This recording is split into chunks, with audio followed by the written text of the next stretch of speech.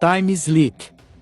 O doutor completava sua 14ª vitória de ludo quadridimensional contra o K9 quando começa a sentir saudades da Romana.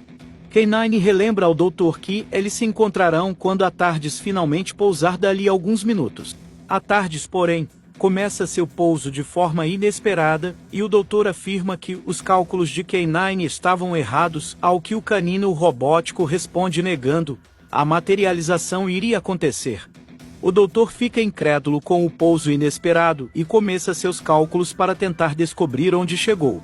O doutor não se encontra com exatidão, porém percebe que estão sob efeito de alguma reversão temporal. K9 afirma que, se a reversão continuar, ambos deixarão de existir. Fora da TARDIS, algo vindo do espaço profundo está dominando a nave do doutor e se alimentando de energia temporal da TARDIS, algo que ela tem muito. Dentro da TARDIS, o doutor e K9 ainda não sabem de seu destino, quando o cão começa a falar as frases ao contrário. O doutor acha que o sistema do animal foi afetado por tantas partidas de ludo, mas logo percebe que é a influência da reversão temporal que faz K9 se desmontar e depois virar uma poça de metal líquido. No reflexo do metal, o doutor percebe que, apesar de seu intelecto não ser atingido, sua aparência também estava revertendo, ele estava ficando mais jovem. Ao se alimentar da TARDIS, a criatura crescia em poder e tamanho, tomando toda a nave e envolvendo o doutor em uma névoa temporal. Neste momento, o Senhor do Tempo começa a sentir uma estranha sensação de familiaridade. O doutor começa a ter flashbacks de rostos familiares, inimigos conhecidos e momentos de tormenta em seu passado, ao passo que sua aparência vai retornando aos rostos que ele já bem conhecia. Suas encarnações anteriores. O doutor estava voltando em suas próprias experiências. A criatura cresce com a energia temporal da TARDIS. Dentro da cabine as coisas também mudavam.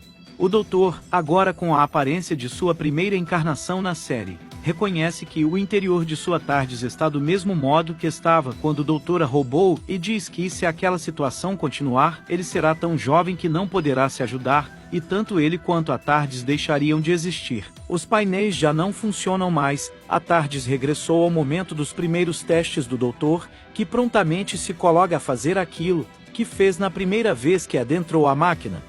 O doutor se aproxima da alavanca no painel e a desliga ao passo que a criatura percebe uma mudança. A TARDIS agora não era mais uma máquina do tempo.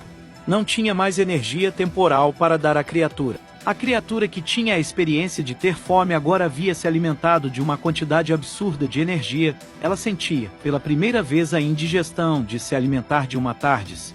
Com indigestão, a criatura enfraquece e a reversão temporal vai parando. O tempo volta ao seu fluxo normal e o doutor empurra a alavanca mais uma vez, ligando a TARDIS, que volta a alimentar a criatura e retorna à reversão temporal.